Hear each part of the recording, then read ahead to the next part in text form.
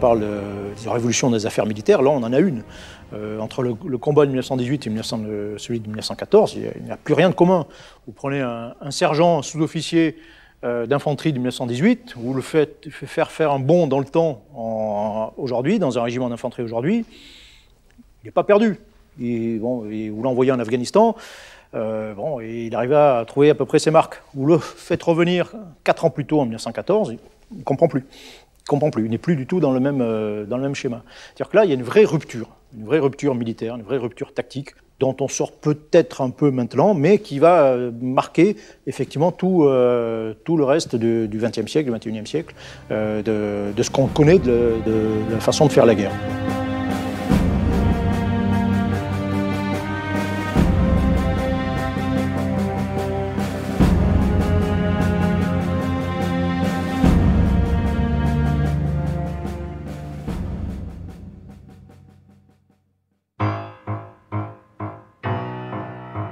À la veille du conflit, la plupart des armées européennes sont des armées de masse, alimentées par la conscription, dans la grande tradition napoléonienne. En revanche, les armements bénéficient de toutes les innovations techniques les plus récentes. Ce déséquilibre entre hommes et machines conduit inévitablement à des situations de combat et à une hécatombe encore jamais vue. En 1914, pratiquement aucune des armées qui mobilisent ne s'est battue en Europe depuis 40 ans. Un modèle domine cependant, celui des armées impériales allemandes.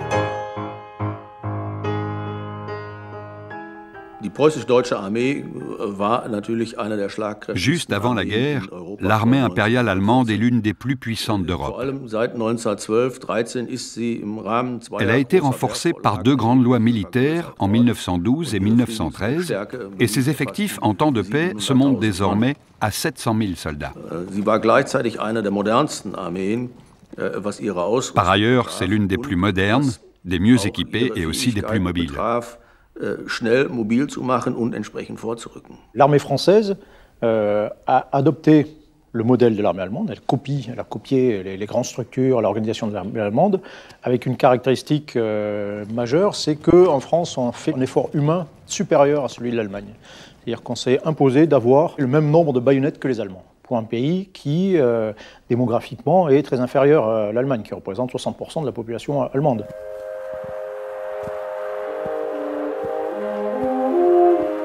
À l'Est, 2 armées d'inégale valeur, l'austro-hongroise et la russe, se font face. L'armée tsariste, bien qu'elle traîne le poids de sa défaite face au Japon en 1905, a entrepris de se moderniser tout en maintenant de gros effectifs qui lui valent, dans la presse occidentale, le surnom trompeur de rouleau compresseur. L'armée russe, c'est une grande inconnue, parce que c'est 19 millions mobilisables. Mais en même temps, c'est le souvenir de la défaite en Mandchourie, c'est la Tsushima, c'est-à-dire d'un côté, c'est une armée qui a été modernisée au coup des grands efforts après 1906, mais en même temps, c'est une armée qui est préparée pour une guerre relativement courte, parce que malgré toute cette deuxième révolution industrielle en Russie au début du XXe siècle, ils n'ont pas assez de ressources pour financer et surtout pour alimenter, surtout en munitions, une guerre plus longue qu'une guerre de 10 mois tout au plus. Au début du XXe siècle, l'Autriche-Hongrie est le seul État qui ne développe pas son armement, mais qui, au contraire, le réduit. Ainsi, elle perd continuellement du terrain par rapport à l'Allemagne, la France ou la Russie. Elle leur est inférieure aussi bien du point de vue de ses effectifs que de la modernité de ses équipements. Il reste l'armée britannique, qui a la particularité d'être encore une armée professionnelle. Donc c'est une armée essentiellement de police impériale, professionnelle, de grande qualité, mais très faible en nombre, qui sera capable au grand maximum de mobiliser 800 000 hommes au début du conflit, là où les Français en auront presque 4 millions. Du désastre subi en Afrique du Sud est ressortie une armée plus forte. L'accent a été mis sur l'entraînement et la formation des officiers, de nouvelles armes ont été adoptées et une réorganisation mise en place.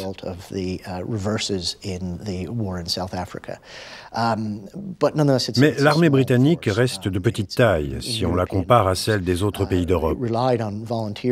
Elle repose sur des engagements volontaires de courte ou de longue durée. Par rapport aux armées françaises et allemandes, elle est minuscule.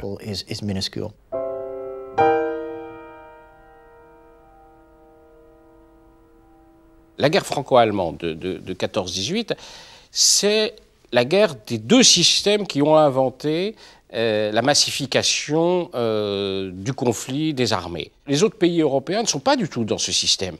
Les Britanniques ne sont pas dans cette logique, les Autrichiens non plus, les Russes non plus. Les deux sources du militarisme européen, qui se nourrissent l'une de l'autre en permanence, c'est la France et c'est l'Allemagne. Alors évidemment, lorsqu'elles se rencontrent sur les champs de bataille, ça fait très très très mal.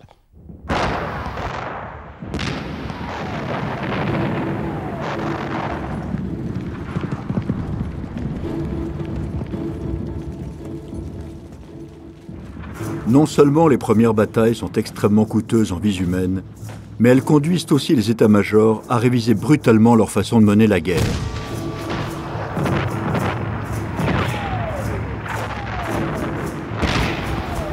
La densité et l'efficacité des tirs d'artillerie et des nappes de feu des mitrailleuses bouleversent rapidement la marche des opérations sur le terrain et obligent sans cesse les chefs à anticiper l'évolution des combats.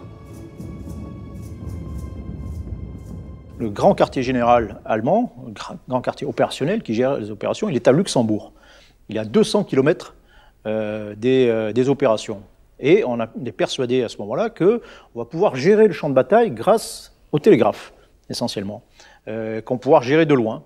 C'est un des premiers exemples que l'on a d'illusion technologique dans le commandement. Et en réalité, ce qui va se passer, c'est que les armées vont aller trop vite pour le grand état-major, alors que l'organisation du commandement côté français est supérieure. Joffre commande près du front, il n'hésite pas à utiliser l'automobile pour aller voir exactement ce qui se passe, puis il a des officiers de liaison sur place qui lui rendent compte par téléphone quotidiennement. Donc il y a un meilleur contrôle des forces, et puis pour moi, l'élément central, c'est que l'armée française a évolué en 2 semaines.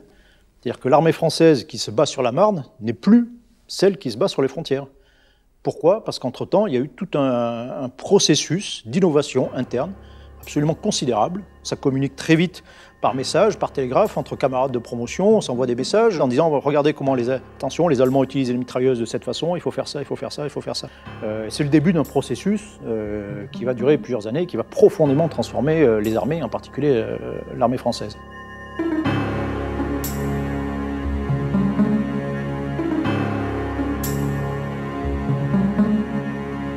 En France, en particulier depuis la loi de 1905, qui a rendu le service militaire obligatoire, égalitaire et universel, le conscrit, toute catégorie sociale confondue, est d'abord un citoyen en armes.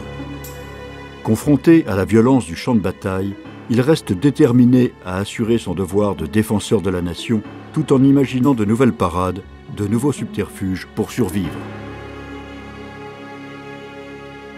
En temps de paix, c'est les états-majors, c'est les organes de réflexion qui établissent la doctrine que l'on évoquait. En temps de guerre, et surtout avec une guerre nouvelle, les gens qui sont au contact des réalités, les gens qui innovent, ce sont les gens qui sont sur place, quoi. C'est eux qui sont obligés de trouver des solutions pour accomplir leur mission. Et donc l'innovation change de sens. Elle vient du bas vers le haut. Avant 1914 et pendant les premières années du conflit, toutes les armées pensaient pouvoir remporter la guerre grâce au seul courage de leurs soldats et à leur capacité à progresser rapidement sur le champ de bataille.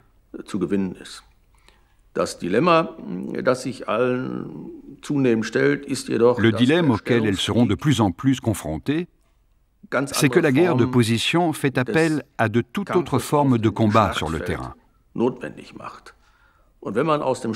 Si l'on veut passer de la guerre de position à la guerre de mouvement, il faut avoir recours à des moyens plus modernes. Le courage des soldats ne suffit plus.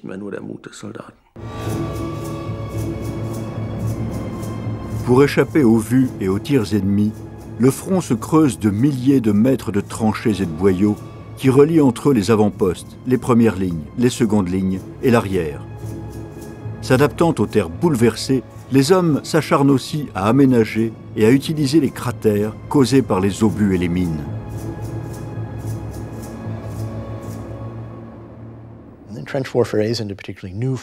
La guerre des tranchées n'est pas une forme de guerre particulièrement nouvelle.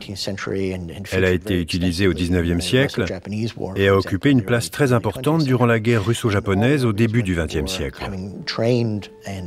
Quand elles sont entrées en guerre, toutes les armées maîtrisaient l'usage défensif des tranchées. Ce qu'elles n'avaient pas anticipé, c'est que cela aboutirait à une situation de blocage. La Première Guerre mondiale, c'est l'accumulation d'une série de problèmes sur plusieurs niveaux.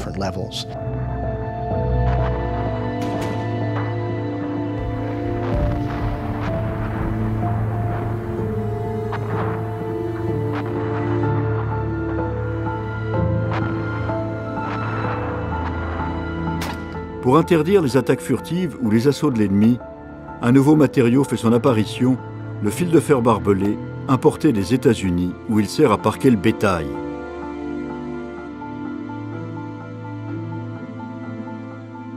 La guerre voit également l'invention de nouvelles armes qui compliquent les choses. S'il existe une arme d'apparence banale, mais d'une redoutable efficacité, ce sont bien les fils de fer barbelés. Ils permettent de créer des obstacles très difficiles à franchir. Une technique consistait à les poser au sol de manière quasi invisible et à les lever au moment de l'assaut des troupes de manière à coincer les soldats sous le feu ennemi.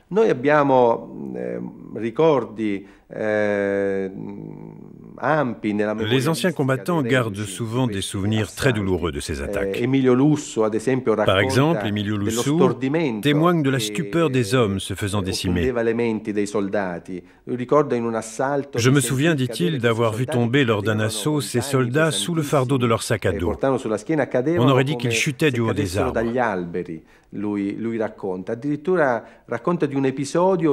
Il relate aussi un épisode dans lequel des soldats austro-hongrois, qui venaient d'anéantir son détachement monté à l'assaut, sont sortis de leurs tranchées pour hurler « Assez, assez, soldats italiens, ça suffit, arrêtez de vous faire massacrer comme ça ».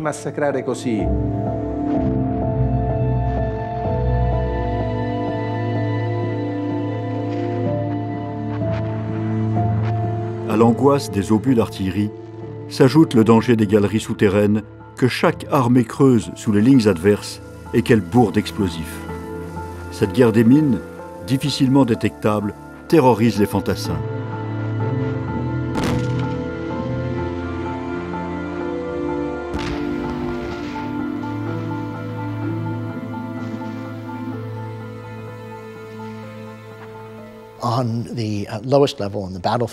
Au premier niveau, celui du champ de bataille, il y a le problème engendré par les tranchées et les armes modernes.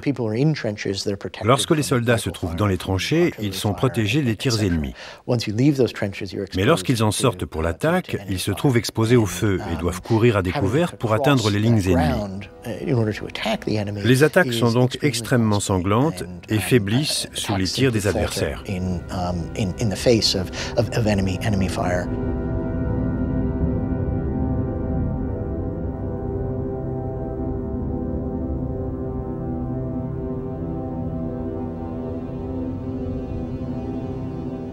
La grande nouveauté, c'est que c'est un combat où les gens ne se voient pas, c'est un combat qui se fait à distance. Les armes qui dominent très rapidement sur le champ de bataille, c'est l'artillerie, et ensuite c'est la mitrailleuse. C'est voilà, un combat par le feu à grande distance. L'immense majorité des fantassins ne tirera jamais sur un ennemi, quoi. Vous avez un fantassin français sur 6 qui a vu un Allemand, il a tiré dessus, il a tué ou le blessé. Mais il y a une incompréhension fondamentale. La guerre n'est pas encore comprise. Et cela est partagé par tous les commandements militaires. Souvenez-vous de la bataille de la Somme en juillet 1916, où l'on voit les Anglais monter au front avec des sections d'Écossais qui jouent de la cornemuse et avancent en shootant dans un ballon de rugby. Ce jour-là fut considéré comme le plus sanglant de toute la Grande Guerre, puisqu'il a fait 60 000 victimes, dont 20 000 morts. C'était une guerre sauvage, qui fut menée jusqu'aux limites et même probablement au-delà des limites de l'humanité.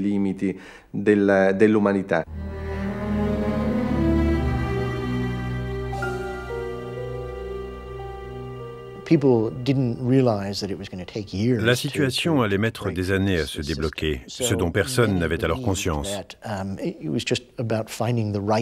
Pour beaucoup, il suffisait de trouver la bonne combinaison, la technique pour percer le front et revenir à ce qui, à leurs yeux, était la bonne façon de se battre, c'est-à-dire une guerre mobile, où les batailles seraient gagnées et perdues relativement rapidement, et où les forces ennemies pourraient être détruites relativement rapidement aussi.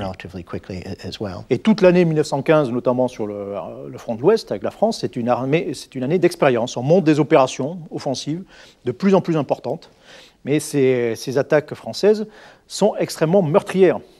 Donc août 1914, septembre, octobre 1915, vous avez la moitié des pertes françaises de toute la guerre.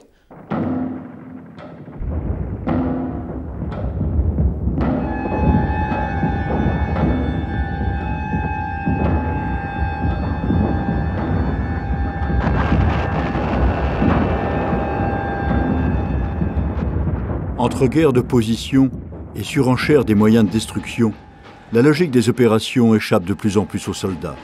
Chaque situation inédite, chaque forme de combat imprévu, chaque armement nouveau entraîne des ripostes encore plus meurtrières. En 1915, 1916, 1917, on s'aperçoit que les préparations d'artillerie durent de plus en plus longtemps avec des moyens de plus en plus importants. Pour la bataille de la Malmaison en 1917, il faut 400 trains de munitions pour 48 heures d'opération. 400 trains de munitions.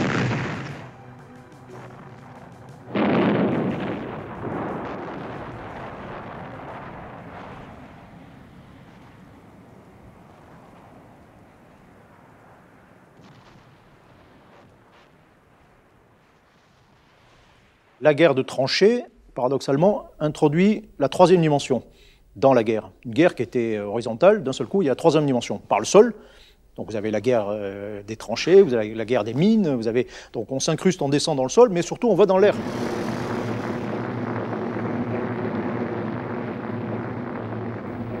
N'oublions pas que l'artillerie de cette époque tire pour le 75 à 4 ou 5 km de distance, pour les 150, les 155 qui sont des pièces lourdes, pratiquement à une dizaine de kilomètres, et qu'on ne peut pas régler les tirs de cette artillerie en étant au ras des tranchées avec des jumelles. Donc l'avion permet de rehausser le champ d'observation des artilleurs, et sans l'avion, les artilleurs sont aveugles.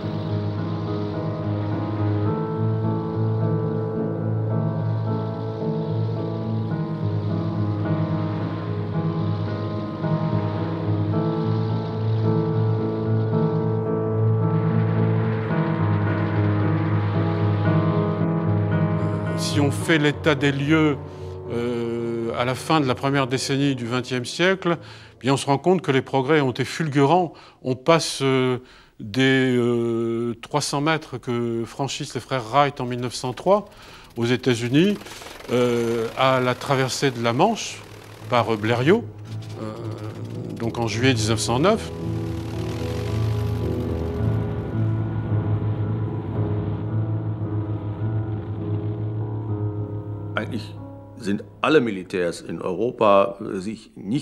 Les stratèges européens ne savent pas quoi faire de cette arme relativement jeune.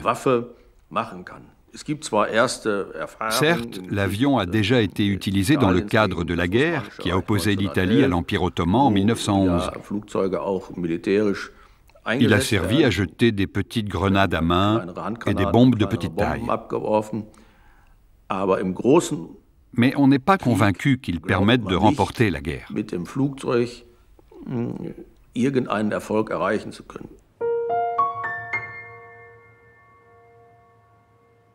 L'Allemagne mise essentiellement sur le Zeppelin, sur les dirigeables.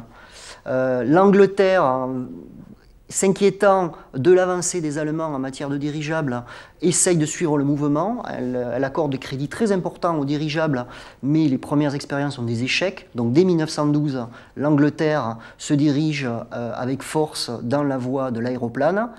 Et la France, elle, expérimente ses premiers aéroplanes, mais très rapidement prend l'option de l'hydroaéroplane, c'est-à-dire l'hydravion.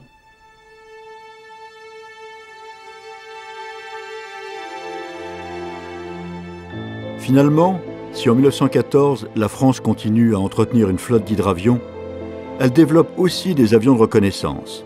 De leur côté, une fois engagés dans les airs, les pilotes sont confrontés à des réalités qui les conduisent à innover et à faire évoluer l'emploi de leurs appareils. Ces observateurs qui partent tout seuls avec les engins de l'époque, régulièrement ils tombent en panne, parfois ils sont obligés de se poser sur les arrières de l'ennemi, donc il faut être capable de se défendre. Et puis ensuite, ils ne veulent pas être en reste par rapport à l'armée qui se bat, je dirais. Donc, dès que possible, ils essaient de se battre. Donc, ils amènent des fusils avec eux. Puis après, ils commencent à amener des projectiles. Tout en observant, ils lancent des briques sur les Allemands, puis des fléchettes, puis des bombes.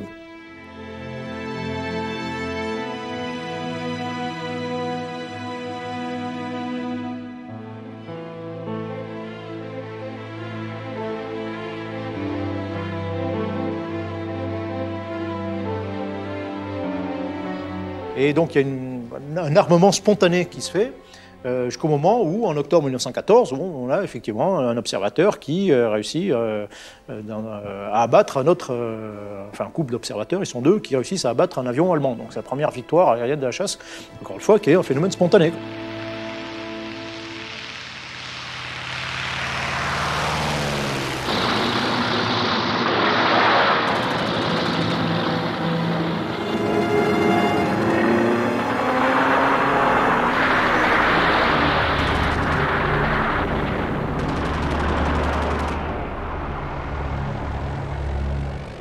La chasse naît d'une nécessité. C'est le besoin de protéger face aux attaques des appareils ennemis les avions d'observation. Si on aveugle l'aviation ennemie, eh bien, on est capable d'empêcher son artillerie d'agir d'une manière efficace sur le champ de bataille.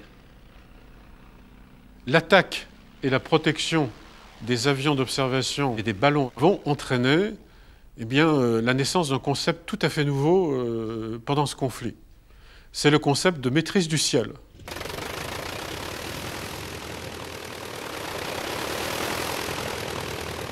Chez tous les belligérants, les méthodes vont être les mêmes. Les Allemands sont les premiers à l'exploiter pendant la bataille de Verdun. Ils jettent dans les airs, lorsqu'ils attaquent sur la Meuse, pratiquement 270 avions, dont une quarantaine de chasseurs, qui sont chargés d'abattre les avions d'observation et les ballons français de manière à aveugler l'artillerie française.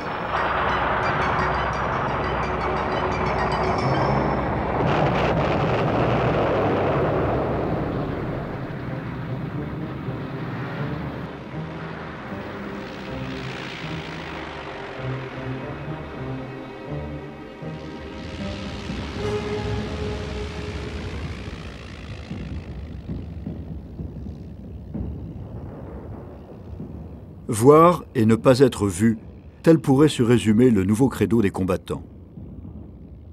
Pourtant, jusqu'en 1915, l'armée française continue de porter des tenues à peine modifiées depuis le Second Empire. Toutes les armées du monde adoptent avant 14 des tenues de guerre, des tenues grises, kaki, felgrau. Même l'armée russe, qui pourtant n'est pas le pays le plus riche d'Europe, adopte une tenue pour la guerre moderne. Voilà. La France refuse. La France est le dernier pays. Il y a des tentatives juste avant la guerre de 14, des essais, et les politiques ne trouvent pas ça bien, parce qu'au fond, la couleur de l'uniforme n'est pas politiquement correcte au regard des convictions de l'époque. On pense que le soldat français doit être en bleu, blanc, rouge, en quelque sorte, et que c'est comme ça qu'il doit monter à l'assaut en incarnant ce mythe du soldat de la Révolution. Ce sont les fameux épisodes où les soldats montent à la bataille avec le pantalon rouge. Et il est bien évident que très rapidement, il faut changer de tenue. Ça va être l'adoption de la tenue bleu horizon, qui n'est pas particulièrement camouflée en tant que telle, mais qui est déjà plus neutre dans le paysage. Actualité de la semaine.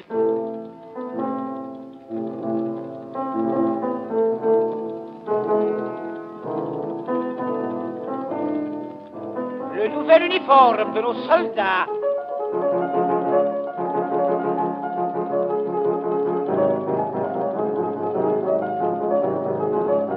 C'est la fin d'une certaine image du soldat. Les belles tenues de la grande armée, tout ça, c'est fini. C'est-à-dire que maintenant, ça contribue, ça fait partie de l'industrialisation. Hein. C'est un peu la grisaille d'une certaine façon qui s'introduit dans le soldat, qui se fond dans le milieu. Et donc il y a toujours cette idée, voilà, on s'incruste dans le sol, on s'incruste dans la terre, on s'incruste dans le milieu pour échapper aux coups, échapper aux vues. La guerre de 1914, c'est une guerre où les gens ne se voient pas.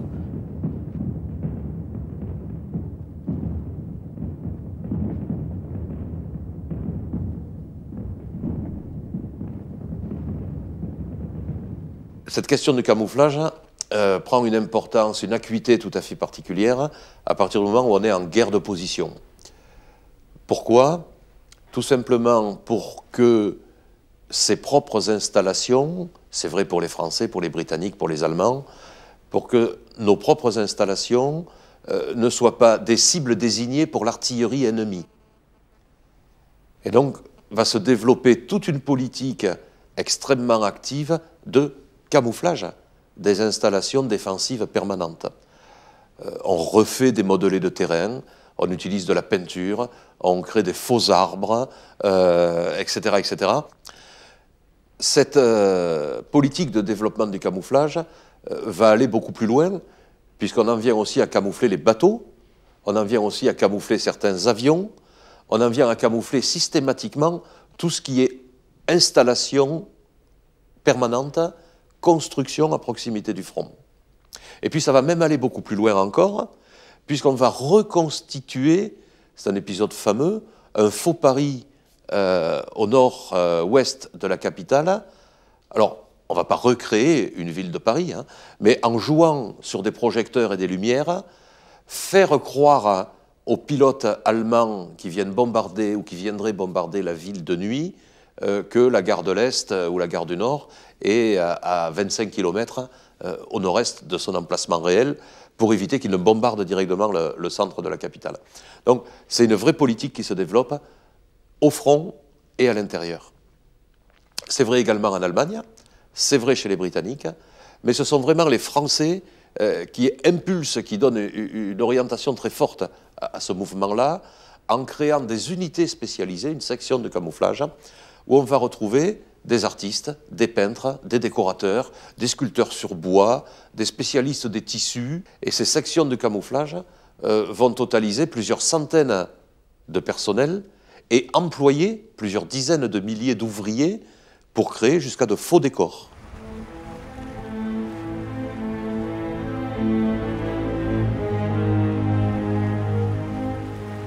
Avec la maîtrise du ciel et celle de l'espace terrestre, le contrôle des mers est tout aussi vital et exige d'énormes moyens pour dominer l'adversaire. Déjà, avant-guerre, la concurrence économique à travers le monde avait amené un accroissement sans précédent des flottes de guerre et surtout de bâtiments à forte puissance de feu.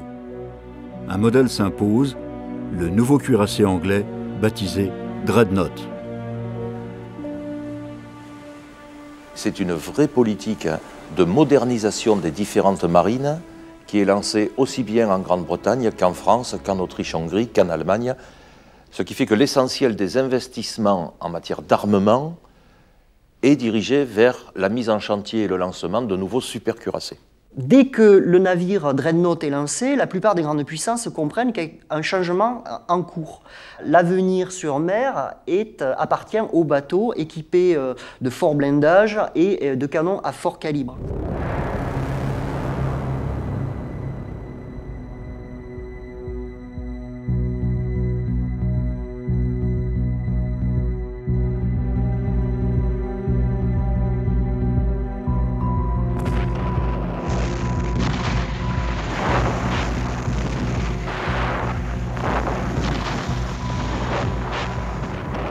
La deuxième révolution qui s'opère à l'aube de la Première Guerre mondiale, c'est la révolution de la guerre sous-marine.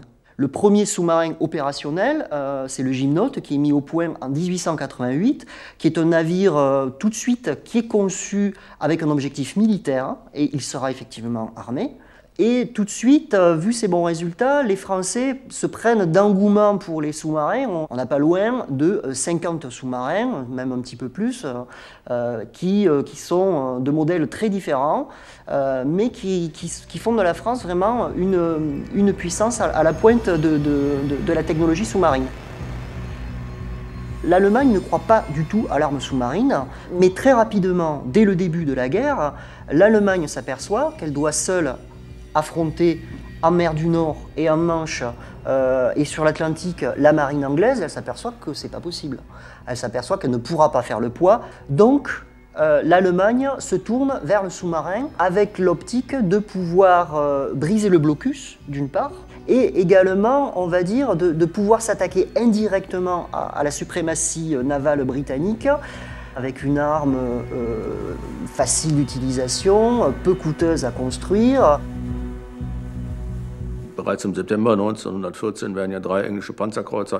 Dès septembre 1914, 3 cuirassés britanniques sont coulés dans la Manche par un seul sous-marin, et cela en l'espace d'1 heure. Alors le commandement de la marine, et plus tard celui de l'armée de terre ainsi que le gouvernement, se disent qu'il doit être possible de faire pencher la balance en leur faveur grâce aux sous-marins. La guerre sous-marine atteint son paroxysme total au printemps 1917 et pendant 6 mois, on va essayer de faire plier l'Angleterre en coulant par surprise le maximum de ses navires de commerce.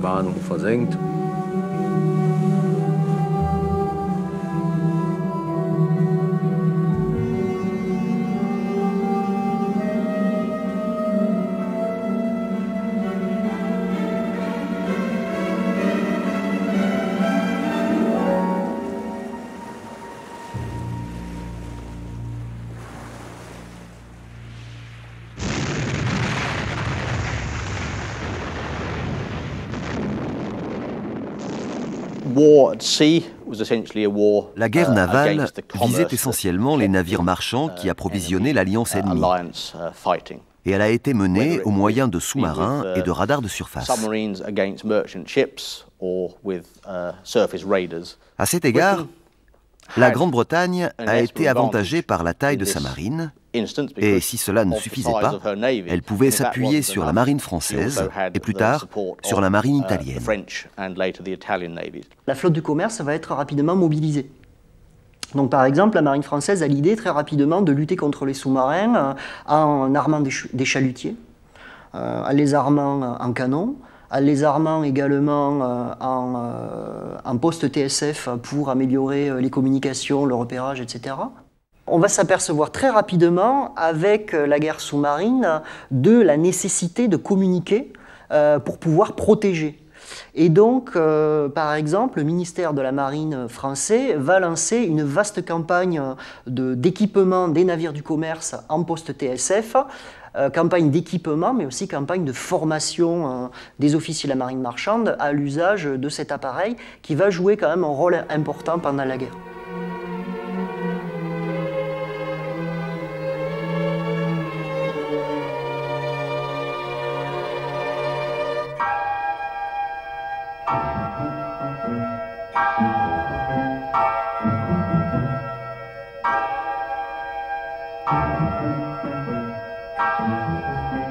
C'est pendant la Première Guerre mondiale où on va mettre au point l'hydrophone, qui est un appareil qui permet d'écouter les sous-marins en plongée et donc de se prémunir contre les attaques. Et puis il va y avoir bien sûr l'avion, qui très rapidement se révèle un allié considérable en matière de reconnaissance et de lutte anti-sous-marine et de communication.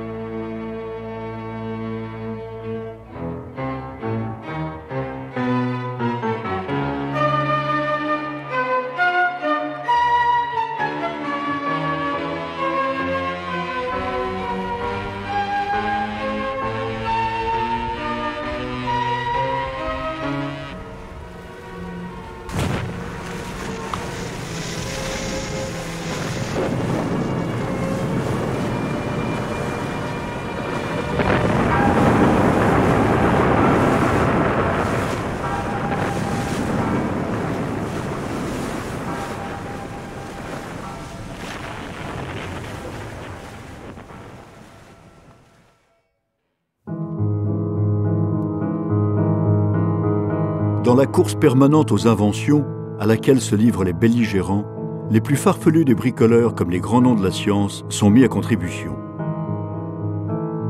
Du système D, qui trouve là son heure de gloire, aux innovations qui bouleverseront le siècle, chacun s'efforce d'inventer le moyen le plus radical, le plus novateur, pour en finir avec l'ennemi.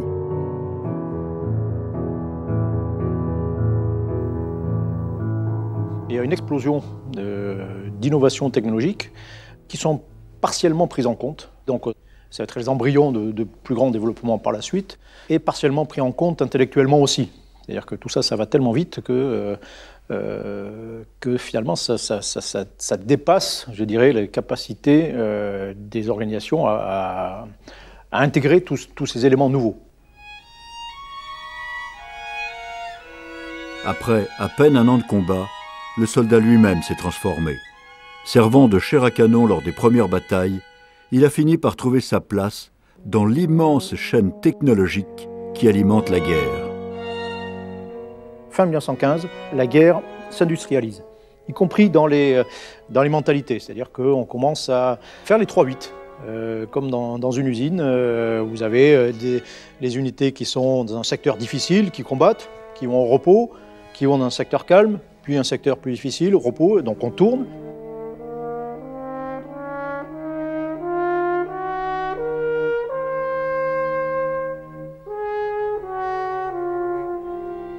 L'infanterie elle-même s'industrialise, c'est-à-dire comme on quitte le schéma napoléonien où effectivement on avait dans l'infanterie un alignement d'hommes baïonnettes, porteurs de fusils baïonnettes, comme les grognards Austerlitz. Là, c'est terminé. Maintenant, on a une spécialisation du fantassin. Vous avez les grenadiers, vous avez donc des gens qui ne font que lancer des grenades, vous avez des mitrailleurs, vous avez des gens qui vont tirer des grenades à fusil. Donc il y a une spécialisation des individus et donc aussi une interdépendance. On s'aperçoit que ces groupes interdépendants sont plus solides psychologiquement que les alignements d'hommes baïonnettes, parce que les hommes dépendent des uns des autres. Ils ont des obligations morales supplémentaires que n'a pas un simple fantassin tout seul qui, s'il défaille, n'engage pas forcément la vie de ses camarades. Et il faut noter la rapidité avec laquelle ça s'est fait. C'est-à-dire qu'en 4 ans, quand vous voyez qu'actuellement il faut parfois 20 ans pour se doter d'un équipement, là en 4 ans, les armées se transforment d'une manière absolument considérable. Les chars sont créés en 10 mois.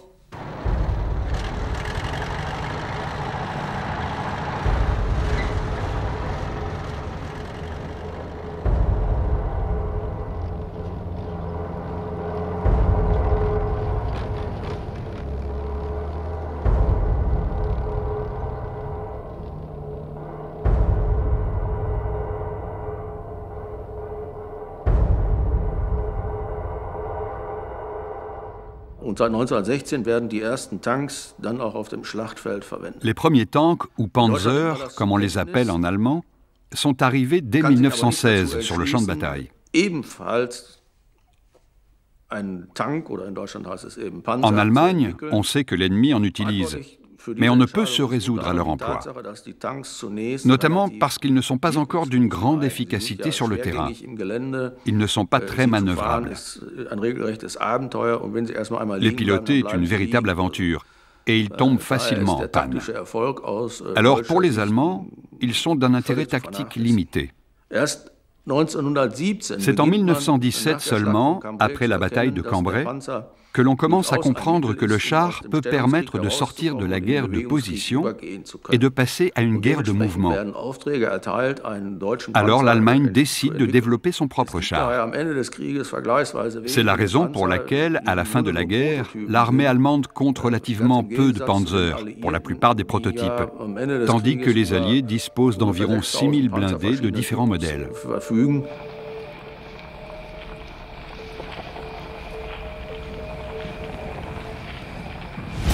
La pénurie en acier, provoquée par le blocus allié, empêche les Allemands de s'équiper en tanks et pousse leur propagande à dénoncer la monstruosité barbare de cette nouvelle arme.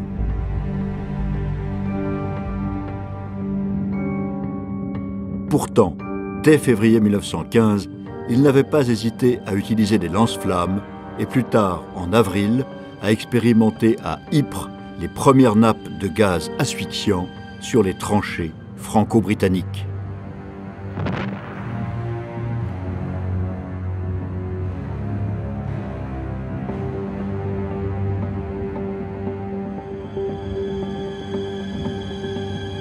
Dieses Giftgas gilt als ein Mittel. On pense que le gaz toxique va permettre de nettoyer, entre guillemets, massivement certaines parties du front ennemi pour pouvoir réaliser des percées tactiques.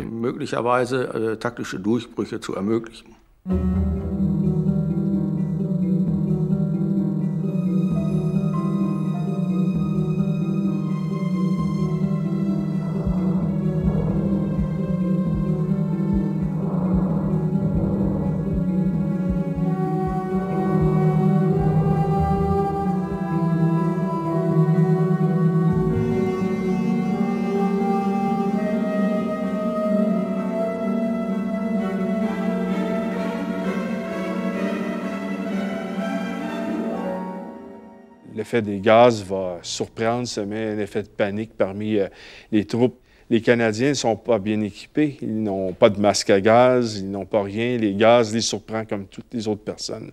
Et les Canadiens doivent s'étirer pour pour combler les trous laissés vacants par la panique occasionnée par les effets des gaz.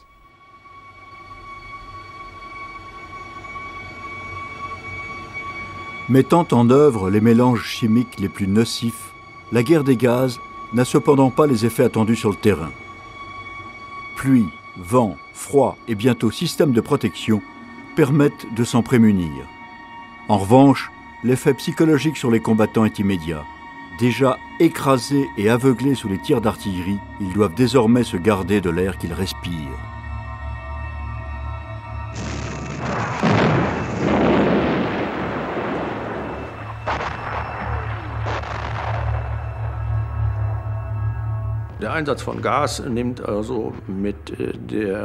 À mesure que la guerre se prolonge, les gaz sont de plus en plus utilisés. En 1918, les soldats ne peuvent plus se déplacer sans masque sur le front. Les gaz font évidemment un grand nombre de victimes, d'autant plus que depuis fin 1917, début 1918, on utilise aussi des armes chimiques. Parmi les plus connus, le gaz moutarde, qui a un effet très différent sur l'être humain, car il agit sur la peau et pénètre dans le corps. C'est un gaz extrêmement concentré et plus mortel que tout ce que l'on peut imaginer.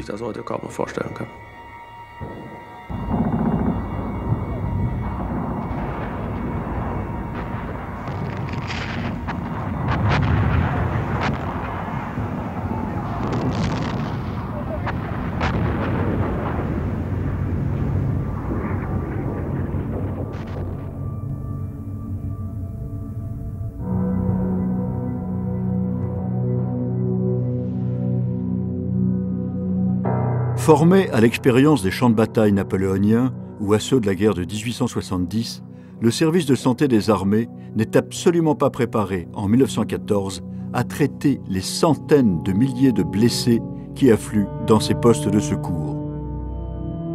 Et pourtant, en quelques mois, il connaît une véritable révolution en mettant au point une doctrine totalement innovante dans la prise en charge des blessés depuis les premières lignes jusqu'aux hôpitaux de l'arrière. Une chaîne d'évacuation de plus en plus performante qui permet, en 1918, de sauver un combattant qui était condamné à périr en 1915.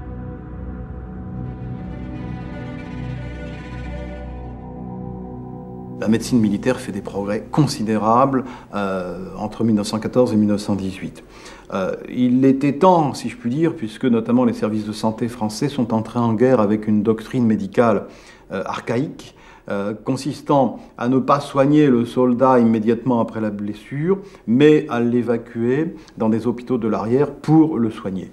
Ce qui a donné lieu à un nombre considérable de cas de gangrène gazeuse et de décès par gangrène gazeuse au début de la guerre. Le service de santé français se trouve confronté en août-septembre 14 à des taux de perte, à des nombres de blessés extrêmement importants qui n'avaient pas été envisagés à cette hauteur-là. Il y a énormément de protestations, à la fois des familles, des députés, et puis le commandement se rend bien compte que le système ne fonctionne pas. Et très rapidement, on a une double évolution, une double réorganisation qui va continuer pendant toute la guerre. C'est d'une part d'essayer autant que possible de soigner, lorsque c'est médicalement faisable, les blessés plus près du front, donc d'éviter les longs trajets pendant lesquels les blessés risquent de mourir, et puis de créer, de développer toute une série d'équipements spécialisés qu'on va voir pratiquement pendant tout le XXe siècle ensuite, des voitures de radiologie, des voitures spécialisées pour la chirurgie, où on peut opérer juste derrière le champ de bataille, des trains couchettes pour évacuation des blessés dans de bonnes conditions, etc., etc. Donc on a à la fois une réorganisation, une réorientation de la doctrine d'emploi du service de santé, et en même temps des équipements plus nombreux et plus spécialisés qui vont, à partir de 1915, être mis à la disposition des armées.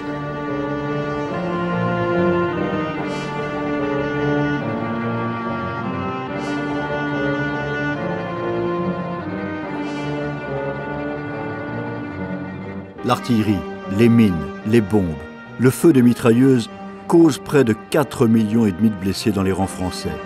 La capacité de rupture des obus et des explosifs est telle qu'ils hachent en morceaux les pierres, les bois et surtout les chairs. À la fin de la guerre, on dénombre des centaines de milliers d'invalides, dont des blessés de la face atteints de cicatrices telles qu'ils se surnomment eux-mêmes les gueules cassées. Là encore, et dans l'urgence, naît la chirurgie réparatrice qui va tenter de redonner vie à ces hommes sans visage.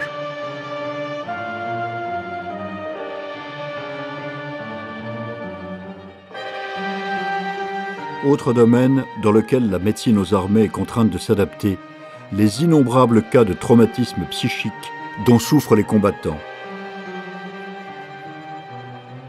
Pour la plupart pris pour des lâches ou des simulateurs au début du conflit, ces hommes sont progressivement considérés comme des malades et soumis à toutes sortes de traitements par une science psychiatrique balbutiante.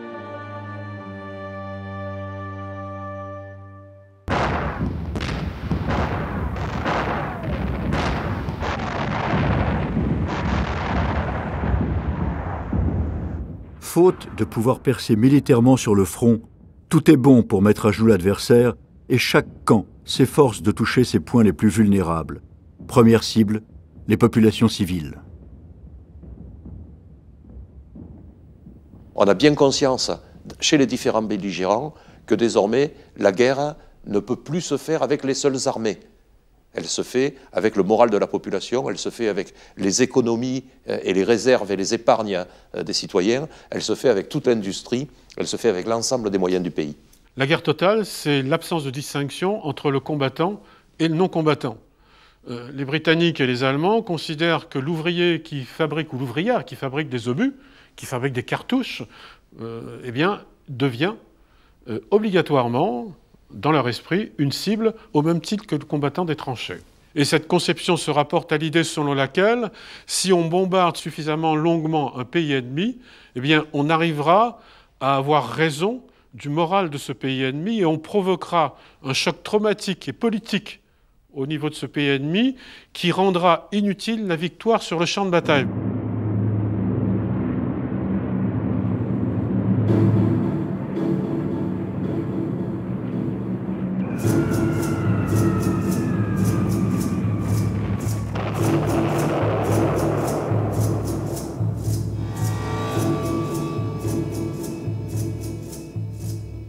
L'aviation de bombardement lointaine permet de transposer complètement le concept de victoire, c'est-à-dire qu'on ne gagne plus sur le champ de bataille, mais qu'on gagne en détruisant les arrières de l'ennemi. Et ça, ce sont des conceptions extrêmement importantes qui vont avoir une pérennité très lointaine.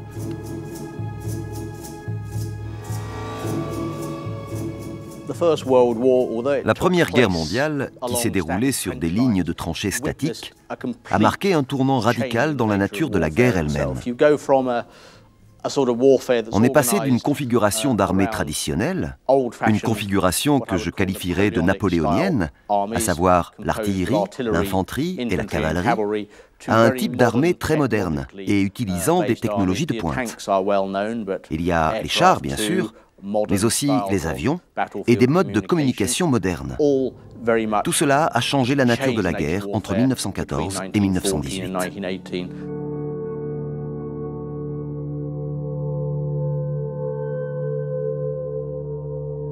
En 1918, l'appareil de production militaro-industriel allié tourne à plein régime. Le combattant s'est peu à peu plié aux lois de la guerre moderne et en maîtrise toutes les innovations. Quant au haut commandement, il a lui aussi appris comment en tirer le meilleur parti.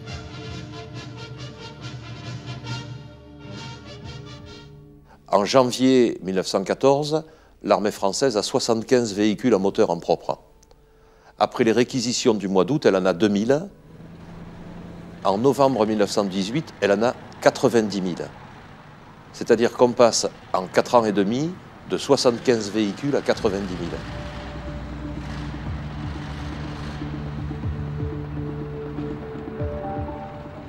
Ces chars seront un élément décisif en 1918. Pourquoi? Parce qu'ils vont permettre plusieurs choses. D'abord, ils vont permettre de recréer un choc, une surprise. Ils vont remplacer les grandes préparations d'artillerie que l'on connaissait. La dernière très grande préparation d'artillerie pour la France, c'est la bataille de la Malmaison en octobre 1917, où là, effectivement, on débauche de feu qui ne sera égalé que pendant la Seconde Guerre mondiale par les Soviétiques en 1943. Et là, on s'est dit, on ne peut pas aller plus loin, quoi. Donc là, il y a une rupture. Et la bataille, l'offensive française suivante, qui a lieu en juillet 1918, elle se fait quasiment sans préparation d'artillerie. La victoire franco-britannique à Amiens, ainsi que d'autres victoires en 1918, n'auraient pas été possibles sans cette flotte de chars relativement importante qui a surgi des bois, surprenant les troupes allemandes et les mettant en déroute. Erschreckt und dann auch in die Flucht geschlagen hat.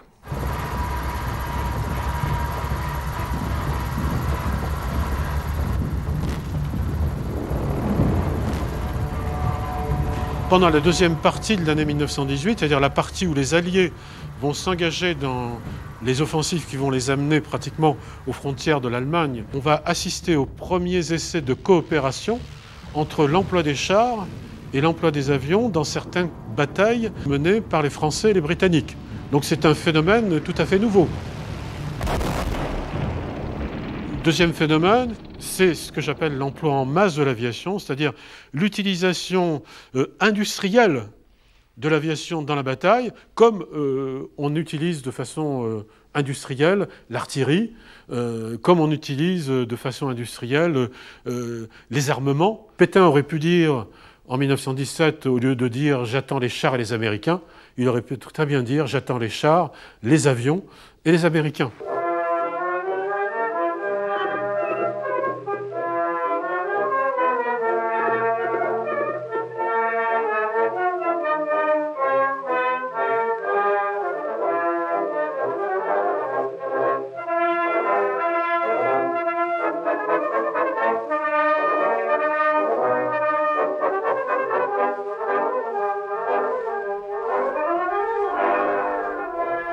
À la fin de l'année 1918, l'état de la France et de l'armée française est un état assez paradoxal en fait. D'une part, c'est le principal vainqueur, c'est celui qui a supporté à l'ouest le plus gros choc, et son armée est la plus nombreuse, la mieux équipée, la plus moderne, voilà, celle qui a remporté les plus grands succès, qui a le plus grand nombre de chars, d'avions, de canons, etc. Mais c'est une armée qui, à bien des égards, est épuisée, et la France elle-même est à la fois épuisée et pas tout à fait ruinée, mais pas bien loin de la faillite. Et on va maintenir, pendant l'entre-deux-guerres, inconsciemment d'ailleurs, je pense, hein, ou en grande partie inconsciemment, mais la fiction d'une armée française hégémonique, d'une armée française particulièrement puissante, alors que derrière l'apparence de la puissance, ses fondamentaux sont très fragiles. Finalement, l'armée qui évolue le mieux, c'est finalement l'armée allemande, et aussi parce qu'elle est contrainte. Parce qu'elle est contrainte par le traité de Versailles, donc on se retrouve avec une armée de 100 000 hommes qui n'a plus qu'à se préparer à la nouvelle guerre. Donc il y a tout un travail d'analyse qui est fait, sans tabou finalement, sans aucune contrainte, ni intellectuelle ni matérielle. C'est-à-dire que il faudra recréer du matériel qui soit forcément moderne, puisque ça va créer de toutes pièces. Là où les Français vont rester en grande partie avec leur artillerie de 1918, leur FT-17, qu'ils ne peuvent pas jeter comme ça. Les Allemands, qui n'avaient pas su, comme les Alliés, utiliser et coordonner l'aviation, les tanks et les transmissions, retiendront la leçon et en dégageront une doctrine d'emploi terriblement efficace 20 ans plus tard. Si on prend l'exemple de la guerre de 14, c'est-à-dire, et qu'on le compare avec l'exemple de l'avant-guerre de 39-45, il y a eu cette capacité d'innovation, cette capacité de création d'un tissu industriel que la France n'avait plus au cours des années 30 et qui a abouti en grande partie à la défaite qu'elle a rencontrée en 1940.